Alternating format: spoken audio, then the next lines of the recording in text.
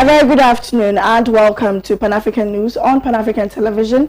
With me, Maud, Anane, Nartey. We're streaming live on Facebook at Pan-African Television. A very good afternoon to our 32 neighboring countries also watching from far and near. Now let's take a look at our top stories.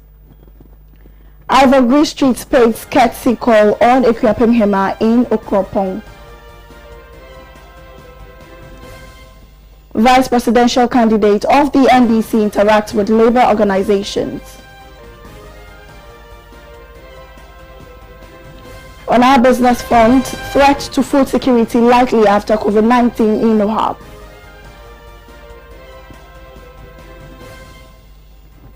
Moving on to our international stories from our international partners, 1.250 million people participate in country worldwide strike in India. This and many other stories, including sports and entertainment, coming up shortly in the next 1 hour. Stick and stay.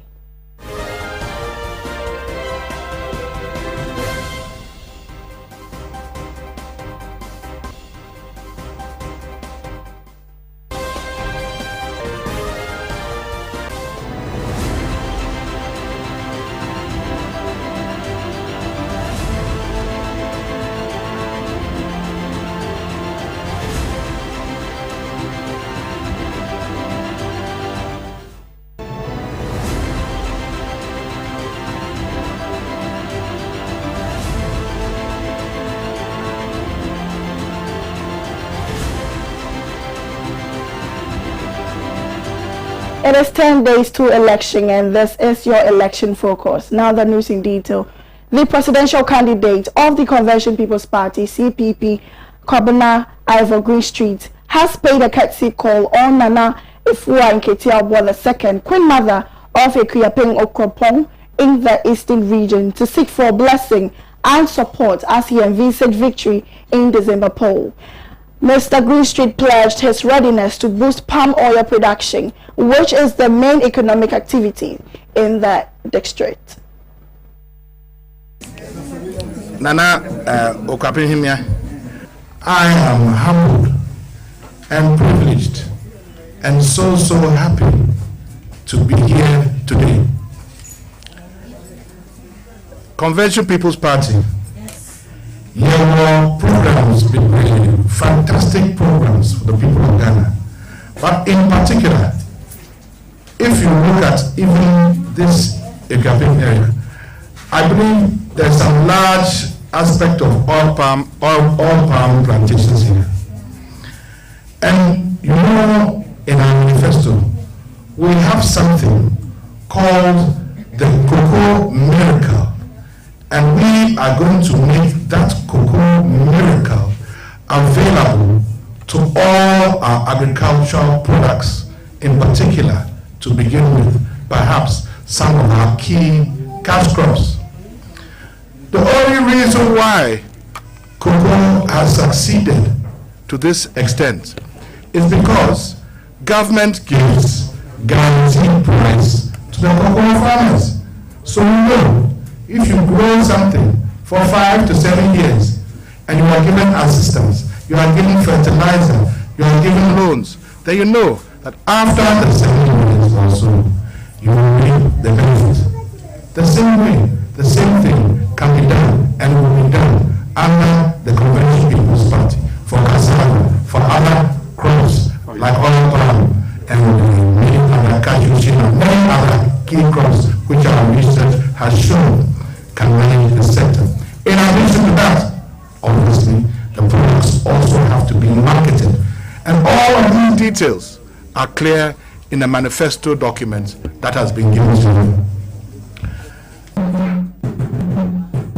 Niayo kakra kanese asumdwe o asumdwe utumi ya adi nyina asumdwe wo ho adi nyina tumi koso se ne be ya obia odi na echi onkoso nkasa nkyere nisi ade no odi ma echi na wonim ne modembo wonim dwuma amidi CPP nso ba enye nne ye nyina nim ne akwa nkroma be ye ni akwa nkroma be ye de ho if say Wadaso hwɛ numa na wadaso ka ne numa ho asɛm nti na enya ade foforo nti ne ayesire nyame ne sɛ na achidifo no asomdwe na obekasa akyerɛ wɔn sɛ enye ntɔkwa wo na de bibia beba na asomdwe mu wokwa ɛda no dua wonim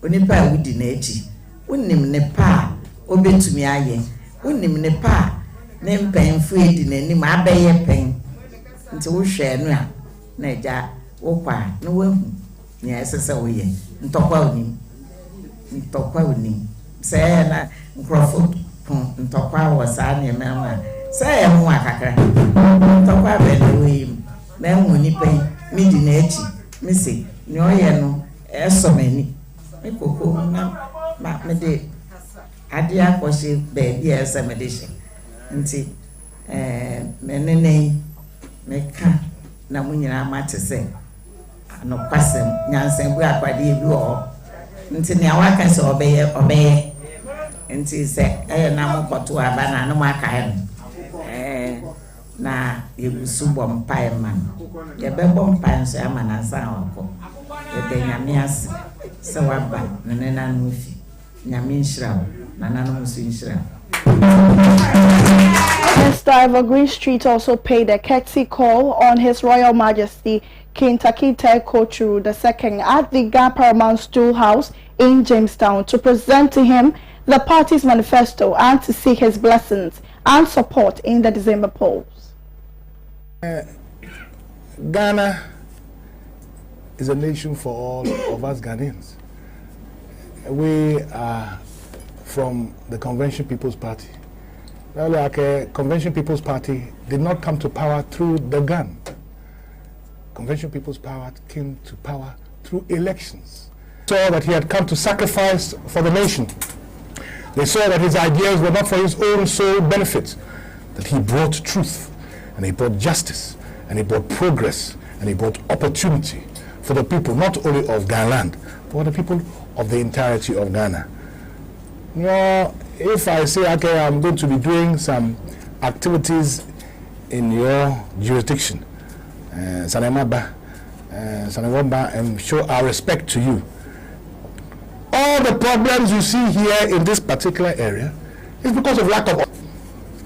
And when you have had governments for 28 years, who the Almighty has given them the opportunity to steer the affairs of this our beloved nation. If they are failed, there's nothing wrong with failure. We all fail from time to time in life. But you don't repeat failures, and you don't continue to repetitively repeat failures. And I would like this opportunity to present to you our manifesto, Rebuilding Ghana by Restoring Trust in Government. You don't rebuild a nation if it has been built, therefore it needs to be rebuilt. You don't have to restore trust and faith in government if there was trust and faith. The title alone should tell you something. Please, I urge you, those of you who seek to know our views and what we seek to do with honesty and integrity and transparency, we ask you to look within this document and join us on a greater journey, a greater path out of this our darkness into a greater light. I'm grateful for the time and the opportunity, and I wish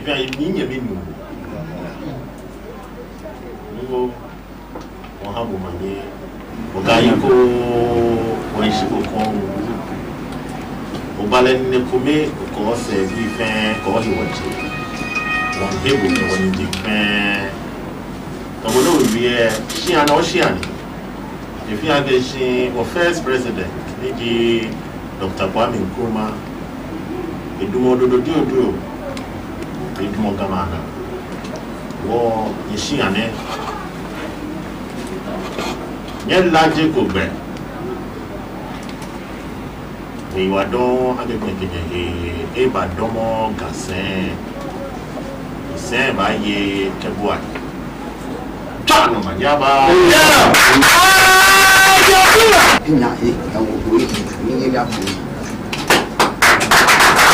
Astute Academian and Vice Presidential Candidate of the Opposition National Democratic Congress, Professor Nana Jinopoko-Agyeman, has engaged some labor unions and organizations in the country. The aim of the meeting with the unions held yesterday at the Mikado Conference Hall in Accra was to listen to challenges faced by the organization and also to look at possible means of addressing them in a future NDC administration.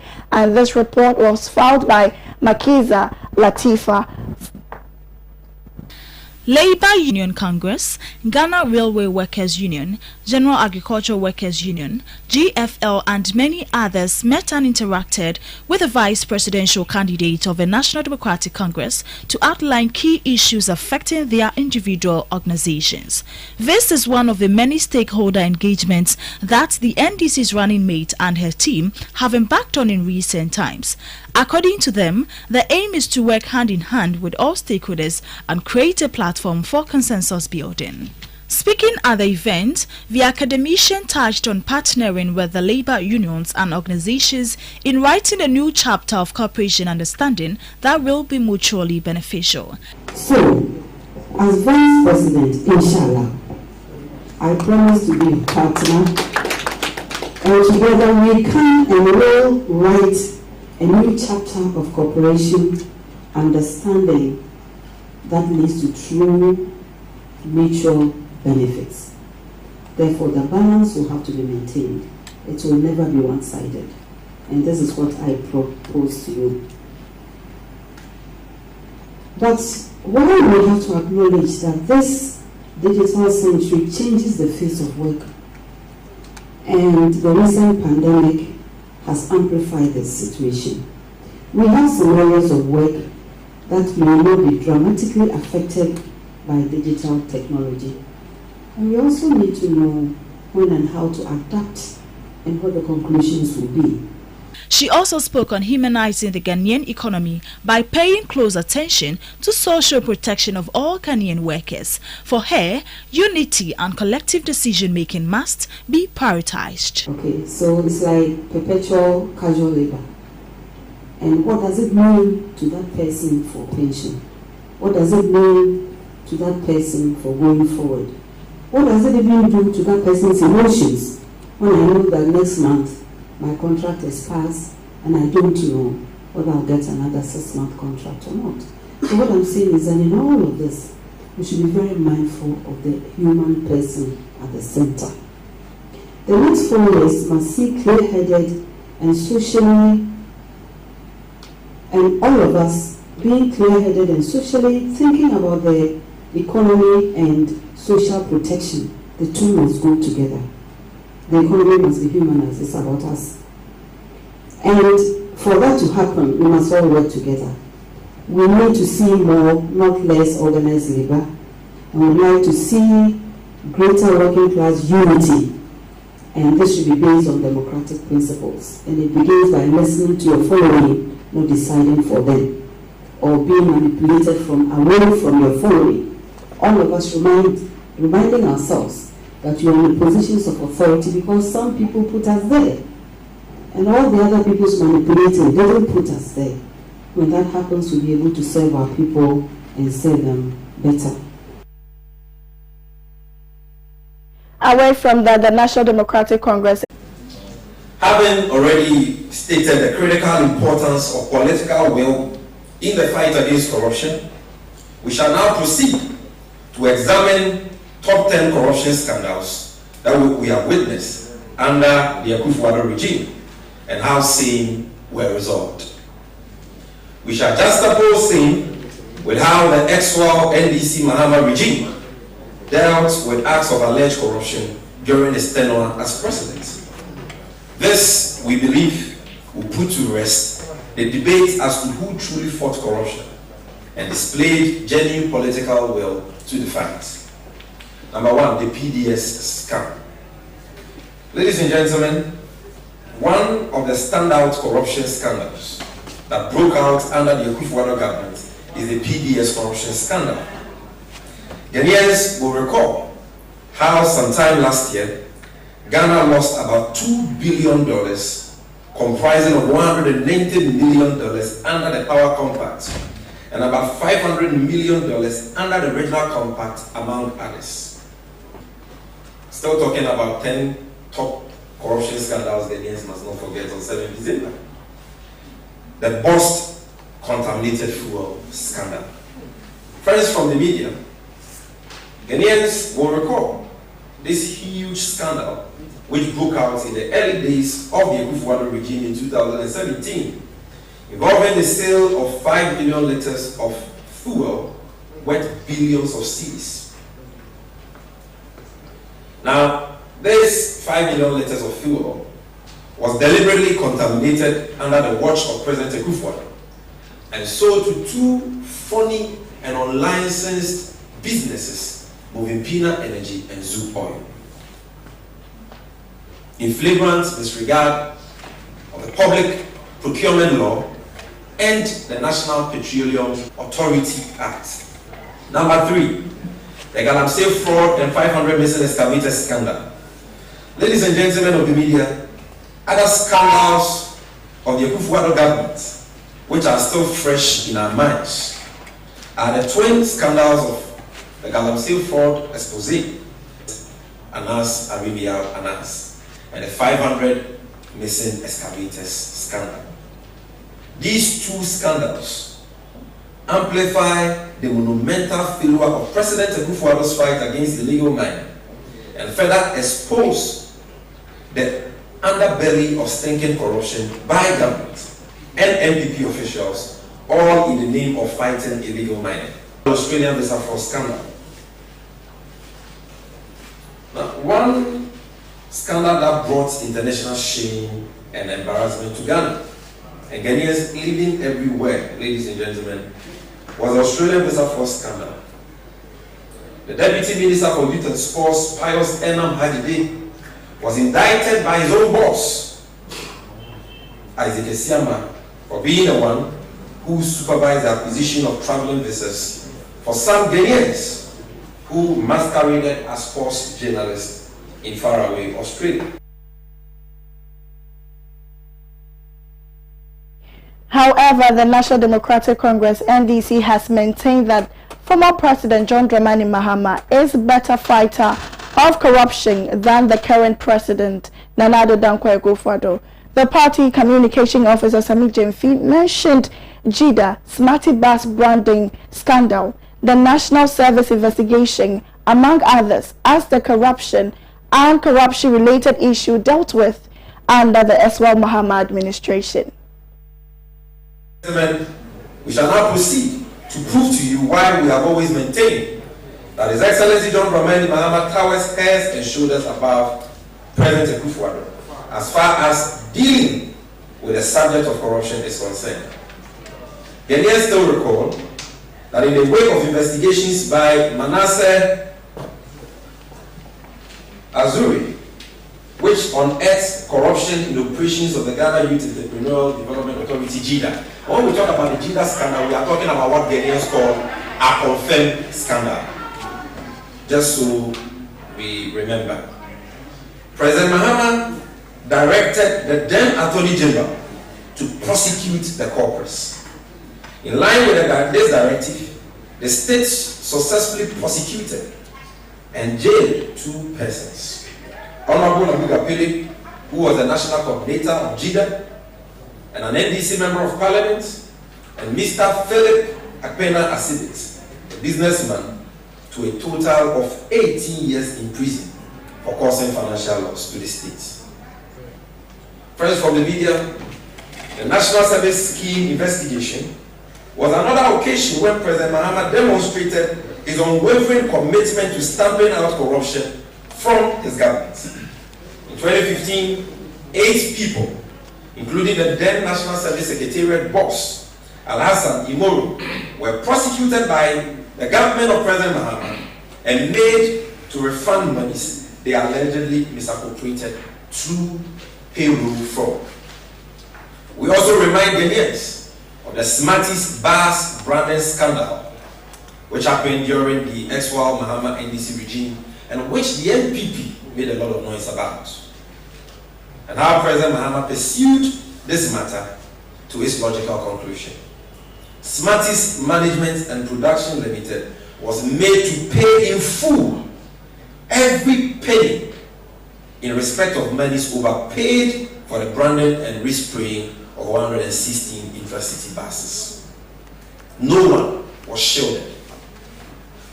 No one went away with stolen money. President Mahama ensured that they refunded the monies, and he ensured that those who violated our laws were punished.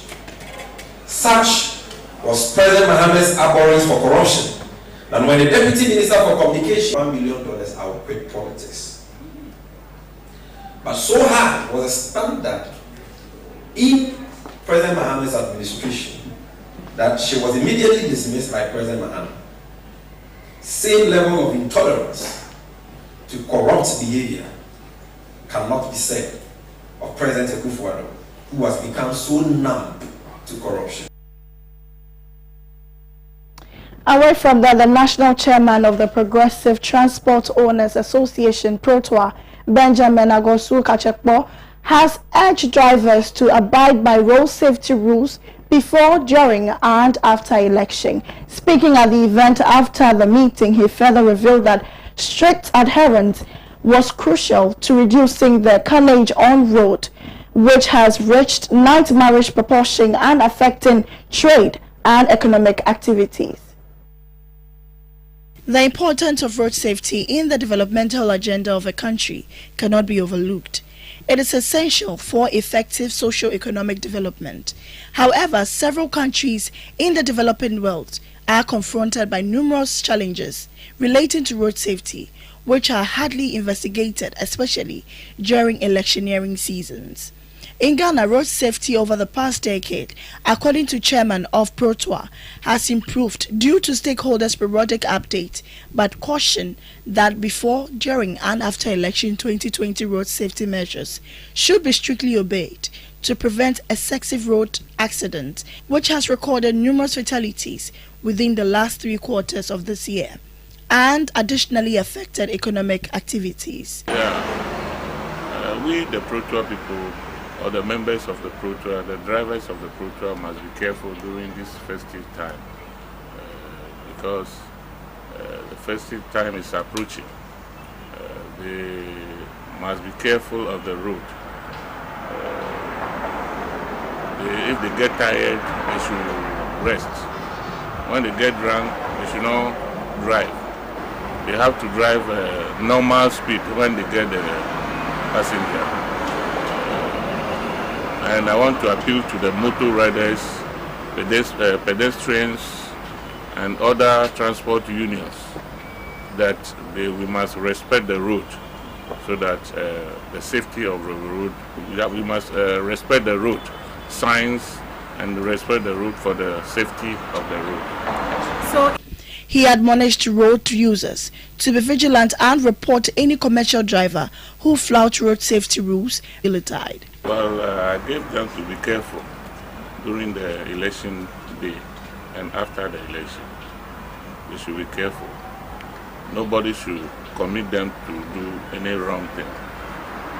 And the drivers should be careful. If they charter them or somebody send them to go and pick somebody, they should be watchful. They have to know the type of people they are going to take so that they will not involve in any bad situation. Some of the regional chairmen of the association spoke with the press after the meeting. Your message in Afa abatwa ye ba betui. Say betwa ba. Na drivers no high drivers no ne kwabu na woni bebi awoko but the sense say dom na ba no on ba be fa kwose wo no nti ye catch a driver for no more west ne say omo hwe omo ye so bi so ba be high car no or the ko bibia bisan baby portia oko any butaya or high wo de wako into hwe na say ye basa yo dia mesre drivers am wo western region PROTOA monche mu fi basa yo mu ye mpese PROTOA din na say o car we ko fa no PROTOA station na say ni ye mpene say mpese be e wo samre ni about 20 achi on peso PROTOA shenkani biara anase adwumaye ni bia o ya PROTOA odun wa ko di basa ye biara mu bobi ba be fa o se kokko ye boni bia na se o me high o se kokko form ko ba bi nko basabasa bia men hwe sika na o me ma en di won achi enko ye basabasa bi ma boni bi emeto ye kasa che wo mutie ukotu prosini ne prosini be che obi ano o so wonya abotre nti na prosini no kwan no so say de me fan say yi aban no oboa ama kwan no o ye ebinumu ye kakrakra nti say de me fan say ye kakra ye perfect de so ye kakra accidents no de dodoa na o hwa sometimes it me ye driver fault ebi nso timi ye kwan no nti de mesre ye drivers na say ye nam kwan so de bia na de ne enim kwan no so yi nti ye beto ye bo because akra ene ye de omo tu kwan bebi e free no ese ye de omo kodu bibi omo jojo nti ye be sere omo so mo nam kwan no so a omo nto omo bo road signs na niam amundi so sana be ya omo de akra no ba kodu fie obia ne ebusuani hu hia no nti ye be bo mpa ese de akwanhia ne niam baba de afiwe no ye mpe. Today on Health, we're taking a look at the health benefits of fruits of apple. Apples are one of the most cultivated fruit worldwide and praised as the miracle fruit. The widely consumed fruit also comes with numerous health benefits and nutritional benefits. Apples are extremely high in important antioxidants, dietary fiber and flavonoids. The content of phytonutrients and antioxidants in apples may help reduce the risk of developing cancer, hypertension, diabetes and heart disease. These nutrients are found in both the skin and meat of apples, so the whole apple should be eaten. The list of health benefits attributed to apples is long because of the vitamins, minerals, organic compounds and nutrients present in them. These important nutritional elements include vitamin C, vitamin K, and riboflavin, as well as such minerals as potassium, manganese, copper, and magnesium. Apples are also very good sources of dietary fiber, with a single serving providing 21% of the daily fiber requirement. The real value of apples lies in its organic compounds. It's rich in phytonutrients and flavonoids such as quercetin, floritin, epicatechin, and various other polyphenol compounds. A collection of studies conducted on apples suggests that apples may well be one of the healthiest foods for you to include in your daily diet. The health benefits of apples include improved digestion, reduced risk of variety of cancers, heart disease, diabetes and stroke. Apples provide prevention of stomach disorders, constipation, gallstones, anemia, liver disorders, diabetes, eye disorders, rheumatism and gout. Apples also help improve weakness and provide relief from dysentery. Moreover, apples can prevent the onset of Parkinson's and Alzheimer's disease. Finally, apple aids in skin care and dental care. If you're just joining us, you're watching Pan-African News on Pan-African Television with me, Maud, Yana and Nartey. We're streaming live on Facebook at Pan-African Television. We'll be back shortly with more news. Stay and stay.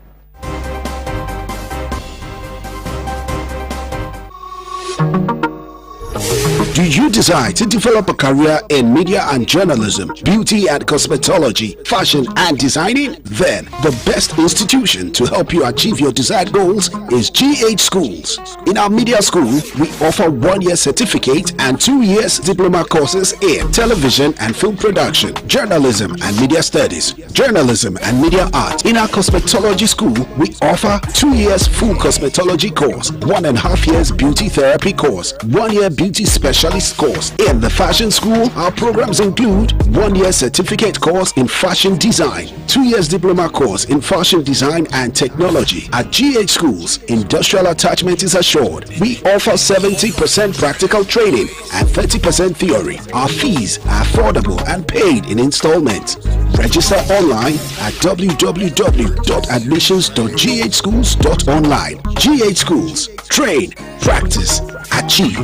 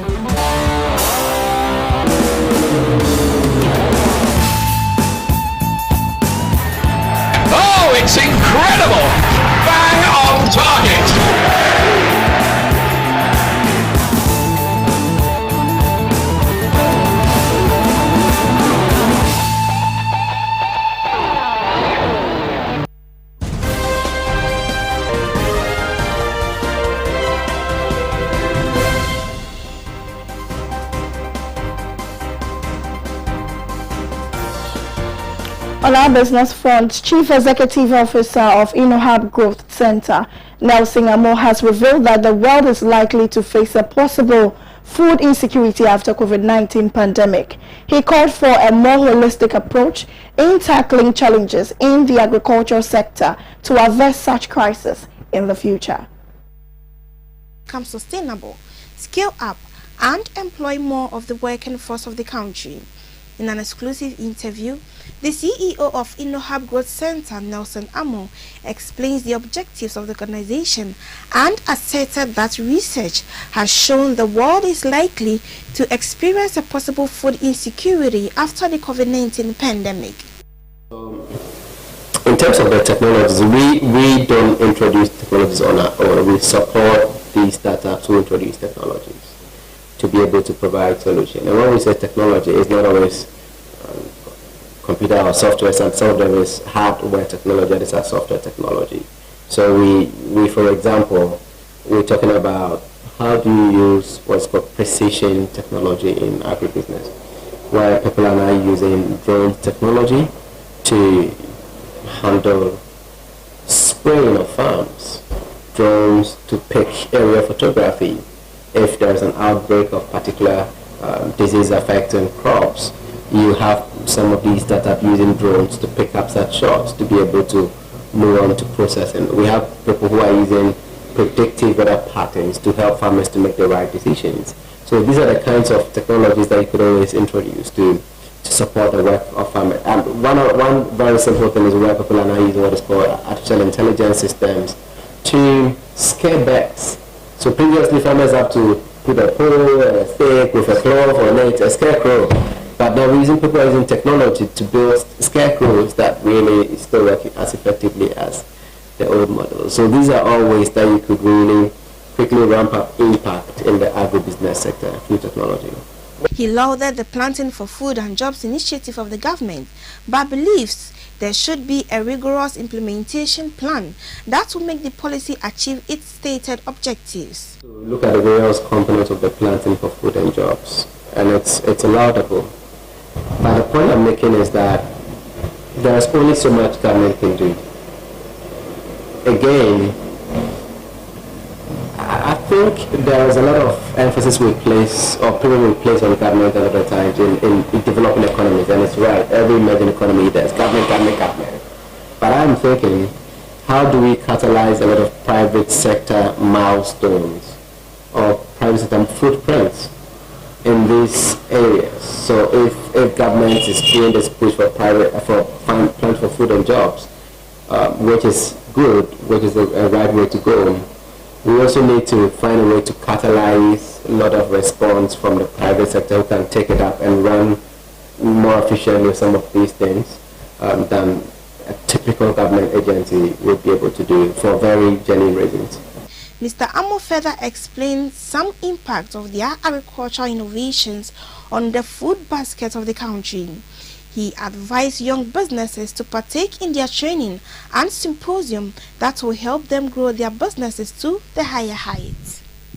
We launch a project and you want to be part or you qualify, we would always give you the website for the project. You go on, you fill an application form, quite detailed application form, and we'll do about 2 levels of screening. So one of our last projects, which we did with funding from GIZ, where we've selected 10 agri-tech startups who we are supporting. We had about 96 applicants applying to be part of the program, but we only had room to select 10 of them. So that meant we had to go through layers of selection processes.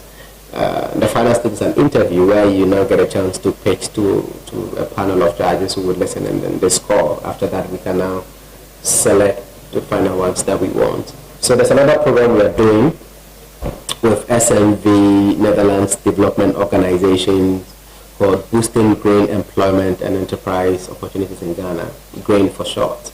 And GRAIN also is going through that process where people are applying currently. We have an information session happening here today at InnoHub's offices.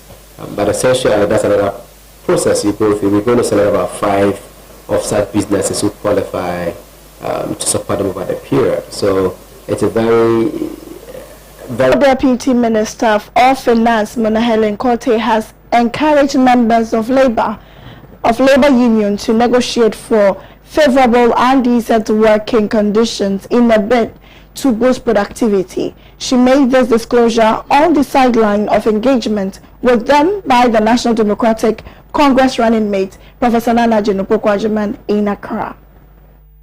It is 6 months at home, 6 months at school. Very young girls getting into activities that they shouldn't, but should be in school. That is what has happened since we've been out of government. We pray that we will come back to make sure that the girl child gets back on track, the boy child gets back on track, and we have very qualified personnel to work. Even as we talk about the union, I think the key word here is balance between the union and those who hold the capital to make investments possible. I would ask that the union impress upon their members and to go down to the workers, that in order that you have the strength to negotiate better salaries, better terms, rather than just be casual laborers, that you start to discuss some fair trade practices, fair employment practices with those who hold the capital. On the economic side, it is now clear that Ghanaians need to start building capital. We cannot always import capital. In the mines where I have worked for a long time, it has always been the case that foreign direct investment brings in the capital to mine gold or even oil. Let us begin to build our capital. Let us reduce consumption and increase savings. In fact, as I speak to you as individuals, I'm actually speaking to the current government. The consumption is too much. We must look at some serious savings and more on capital expenditure. The infrastructure that the NDC government started to build must be upgraded, enhanced, more of it, to make sure that Ghanaians can also participate fairly in the investments that happen in this country. That way you, the union, have the strength to negotiate for workers.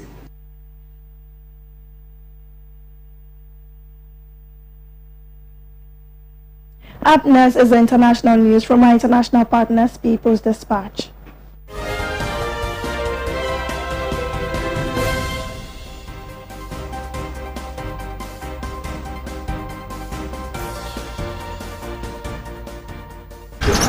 Na jawti kai mu da do du press wa se wan timensi make me sis me sire why na me yipa na treche wo e dari malaria din ya chisa e da kan akoma 2 years so onom dan proke heba mister usi simbadu say from oyire so doctor ka chene say o malaria mo ani bi oni pedue mu a so onom dank antima x yare malaria ebe kokora obi wo hono ma ne yem ye ne yanso a so onom dank gastro care heba mister omo beton dank phyto care heba mister koko ebe ye hu adwuma ma wapono waposo tutu dank extra care heba mister obenya hu oden ne watimi anante make food dank no nyina e di amamo na ebenya dwedwe nya bi we pharmacy shop ana heba shop also pe dank nura ye be ma obi pacho mo number ye sen 0266593330 enroi oba penfo oba ma akora nufo ani akora woni mfie du mienu ntime no FDA ahwehwe saa edwadie nkratwe mu agya tom se eye.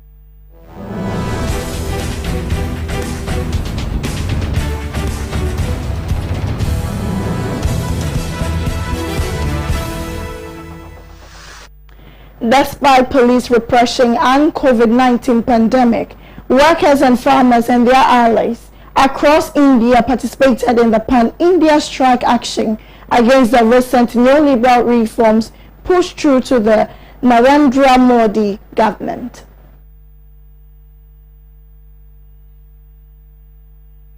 On Thursday, November 26, India witnessed the biggest organized strike in human history. Over 250 million workers and farmers, along with their allies among students, feminists and civil society groups participated in the nationwide strike. The strike coincides with India's Constitution Day, which commemorates the adoption of a constitution in 1949 and comes in the background of an unprecedented attack on workers' rights and farmers' protections by the right-wing government of Prime Minister Narendra Modi. The protests by farmers in states around Delhi continued late into the night on Thursday and early Friday. Thousands of farmers have broken blockade after blockade and are marching to the city. The people have used water cannons on them repeatedly but have failed to break their spirit. They are expected to reach the borders of Delhi on Friday. The strike was organized by confederations and the umbrella group All India Kisan Sangharsh Coordination Committee that consists of over 200 farmers groups across India, women's rights groups, student unions and various civil society organizations also participated in the strike. The strike also received support from left parties and several opposition groups. Some of the key demands contained in the 12 was breached. In similar confrontation with the authorities, workers and farmers groups brought major metropolitan cities like Kolkata and Mumbai to a standstill, with sit-ins organized on key transport routes. The industrial and mining belt across east and central India also witnessed a virtual shutdown. Organizers have stated that the strike is a build-up to more upcoming struggles in the country. The workers and peasants will not rest until the disastrous and disruptive policies of the BJP government are reversed. The strike today is only a beginning. Much more intense struggles will follow, said Tapan Sen, General Secretary of Centre of India Trade Unions, one of the trade union confederations participating in the strike. The strike comes at a time when the economic fallout of the COVID-19 pandemic has pushed India into a veritable recession, exacerbating existing inequalities and deprivation. India's gross domestic product has declined by a record 23.9%, while unemployment has soared to an unprecedented 27%. Amidst such an all-round crisis, the right-wing government led by Bharatiya Janata Party has implemented new amendments to labor codes and introduced farm bills that have reversed major historical progresses made in workers' rights and farm protections. Despite police attempts to suppress the strike in several, massive rallies were held across the country. Members of Health Employees Union, along with workers of Jawaharlal Nehru Port, a major part of India's commercial capital Mumbai, participated in a strike. Trade unionists blockaded the National Highway 31, a major roadway that connects to a city of Kolkata in the state of West Bengal. Blockade of key railway lines cities across India. Pictured here is the blockade in Kolkata. Refineries in Assam, the northeast state rich in oil and natural gas reserve, were shut down by the strike. Police in the state of Haryana detained participants of the protest rally on their way to the national capital, Delhi. Delhi's two neighboring states of Haryana and Uttar Pradesh coordinated attempts with the Delhi police to prevent protesters from entering the capital. Delhi police blockade at the Haryana-Delhi border. In the meanwhile, the protesting farmers held counter-blockades in Uttar Pradesh on routes leading to Delhi. Workers' protests in Noida, a satellite city of Delhi. Massive protests were also held in southern states. Pictured here is a protest rally held in the state of Telangana. Textile workers in the city of Nadu. Protests were also held. The Secretary of the People's Congress, Julian Gill, was released from La Picota prison on Wednesday night. Gill, who worked as the technical secretary of the organization, was arrested 902 days after and outside the organized act of terrorism. This is a victory of People's Movement, declared Julian Gill as he left the prison and was greeted by dozens of family members, friends, as well as militants and leaders of his organization, Congreso del Pueblo. On Tuesday, November 24, the specialized judge of Cundinamarca observed Gill of all charges and declared that he should be released immediately. Gill has been accused of rebellion and pertaining to the insurgent group National Liberation Army, as well as of trafficking and transportation of explosives and arms. The charges were leveled based on one testimony which Gill's defense pointed out was contradictory in explaining how Gill was allegedly involved in the crimes. The prosecution team was unable to find any evidence to support the unreliable testimony but kept him in prison while they attempted to build a case. Since day one, Julian and Congresso affirmed his innocence as well as the deeply political nature of his arrest and incarceration and fight for a country with peace and dignity against the interest of the ruling class. Following the announcement on Tuesday, members of Congreso de Lower Pueblo gathered outside La Picota prison where Julian has been held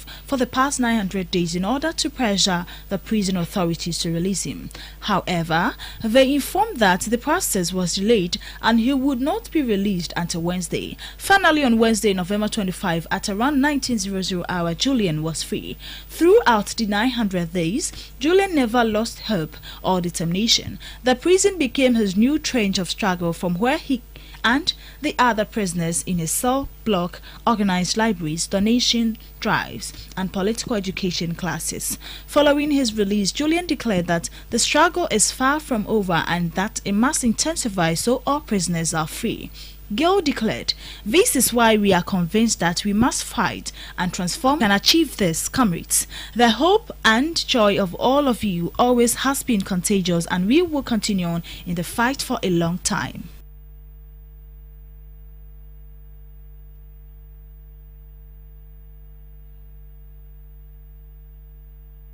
Up next is sports.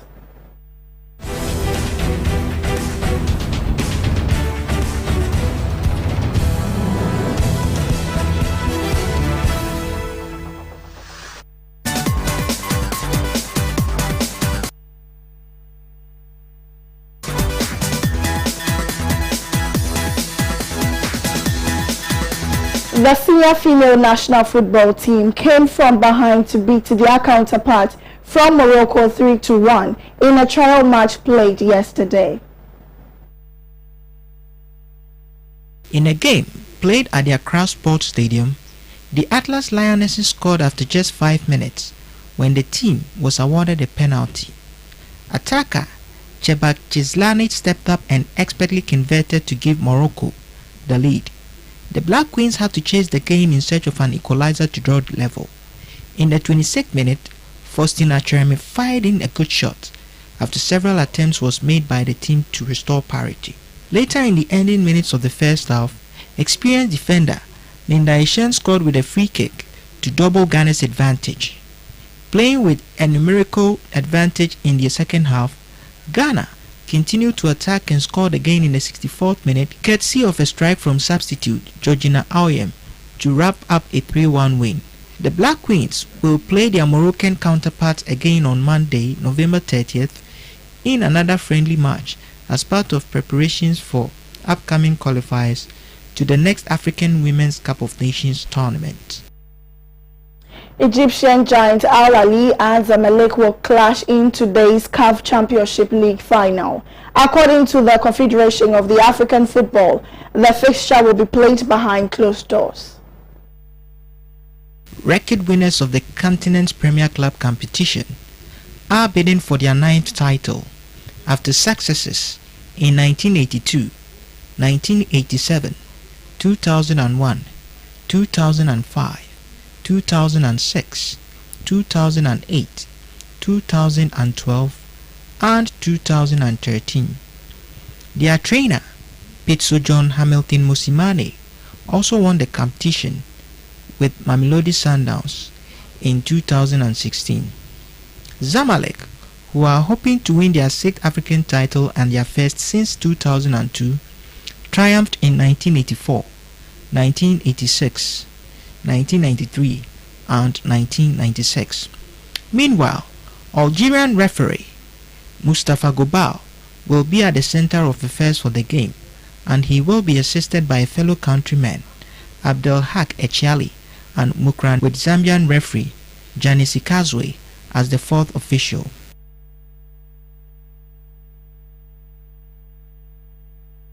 Moving on to the world of entertainment, Chief Executive Officer of 3 Music Awards and spokesperson of the National Democratic Congress on Creative Art for the 2020 campaign, Abdullah Sadiq Baba has asserted that the creative art industry will thrive more if the NDC is voted into power come December 7th, 2020.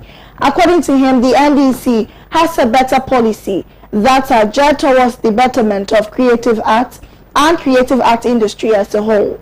He made this assertion in an exclusive interview with my colleague Makiza Michelin Latifa during the vice presidential candidate interaction with stakeholders in the industry yesterday. We have the various insights and experiences to be able to advance the cause of the industry. Most importantly, all the plans and programs that we put into place, or the promises that's in our manifesto, speaks to the needs and challenges of industry. I mean, it speaks to the aspirations of industry.